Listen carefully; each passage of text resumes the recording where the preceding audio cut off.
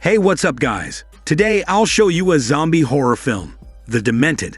Spoiler ahead, watch out and take care. The movie begins where a teenage girl, Taylor, picks up his boyfriend, David, from their home. Apparently, they are going on a vacation with their college friends in another town. David tells her to get out of the car for a while to wait for their other friends. While they are waiting, David expresses his love to her, and he gives her a promise ring. After a while, their friend couple, Naomi and Bryce, arrive in their area and plan their journey to the vacation house of their friends, Howard and Charlie, who are also a couple. The group eventually arrives at the vacation house, and Howard tells them that there is no cell signal in the area, but there is a landline they can use to make calls. Bryce comments it is a good thing, since they can focus on bonding rather than using their phones. Howard then introduces them to their room assignments. After they get settled, the 6 friends go outside to enjoy the sunny weather by playing with water. They play like kids on the slide while the others cook the barbecue. The scene appears to be like a typical teenager's summer vacation. As they get tired from playing, they proceed to relax at the table while drinking beer. They talk about their plans to ride the jet ski in a lake tomorrow. David goes inside the house to get more beers, and he receives a call from Howard on the phone. Howard answers the call, and his father warns them that there's a terrorist attack near them. His father adds that there is a ballistic missile landing near their vacation town. Charlie insists they immediately go back home to avoid the possible danger. Howard responds that there is nothing to worry about since the military will intercept the ballistic missile to prevent it from landing. He then suggests that they should calm down and continue enjoying their vacation. Since they only have one car, they need to decide as a group. So the group votes on whether they will stay or leave. The 3 guys decide to stay, while the 2 girls vote to leave. Taylor hesitates to decide, leaving. The vote results in majority votes for staying. Later, the 6 friends talk about the ballistic missile. Taylor walks out of the house to get some fresh air, and she witnesses the explosion of the ballistic missile. The rest of the group walks outside after they hear the explosion. They see a green cloud of smoke, implying that the ballistic missile carries something toxic.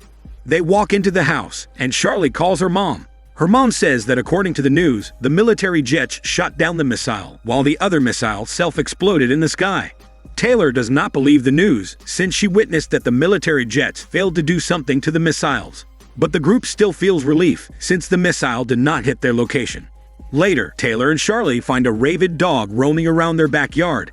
The dog appears to be gravely injured and rotting, but strangely enough, it's still alive and moving. The 2 alert the rest of the group about the dog, and they are all horrified to see it.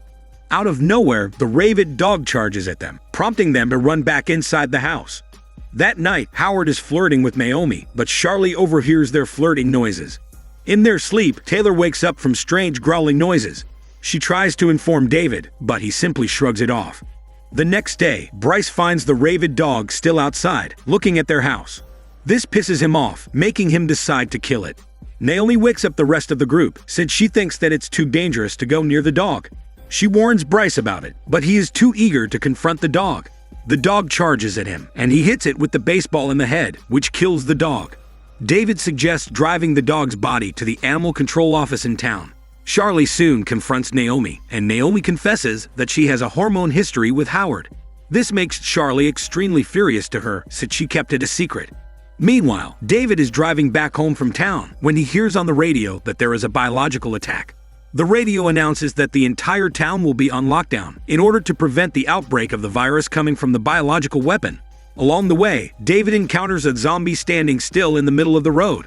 He grabs the zombie's attention. It begins to growl and suddenly charges at him. The zombie tries to attack him, causing him to drive away immediately. At this point, he learns that the biological weapon turns the affected people into zombies.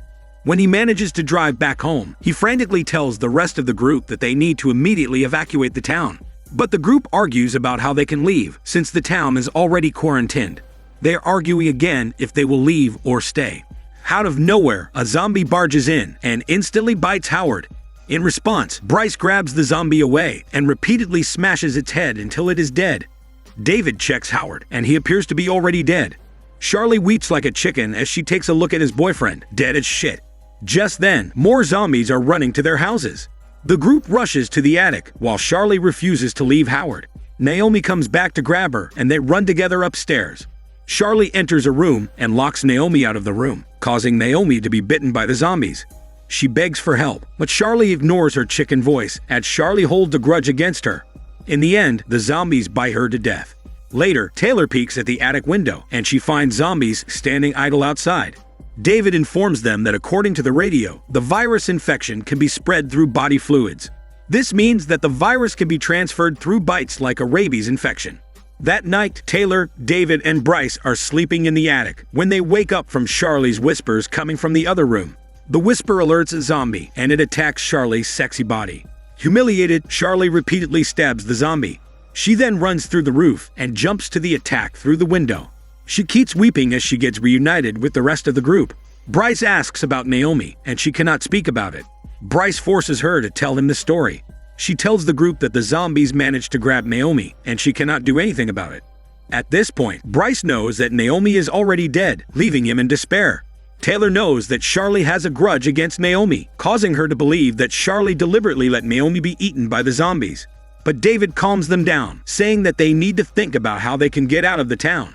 The next day, the group tries to figure out their next move. David suggests the rescue team will eventually arrive there to pick them up. But Bryce insists that they will starve to death if they stay in the attic. Bryce says there will be no rescue, so the group decides to leave the house. The group picks who will run outside to get the car. They choose Bryce, since he is the most athletic in the group. But the group panics again as Taylor forgets where the car keys were placed. But she later says it's on the kitchen counter. Bryce then quietly walks to the kitchen counter to avoid alerting the zombies. A zombie notices him and begins to chase him. He jumps out of the window and walks back to the house again in silence.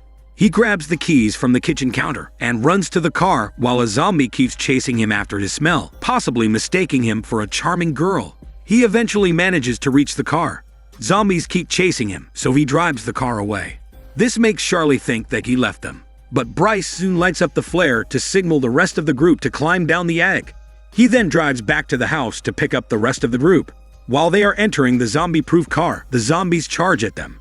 Bryce then frantically drives away, leaving Taylor stuck in the car roof.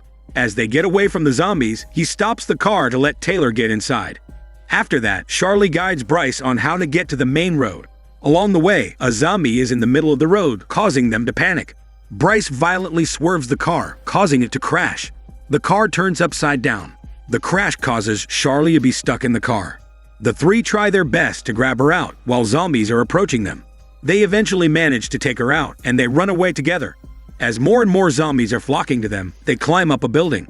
After that, they lock the door, giving them a temporary feeling of relief. At this point, they need to decide their next move, but first, they need to attend to Bryce's leg injury. Taylor uses her medical knowledge to give him first aid.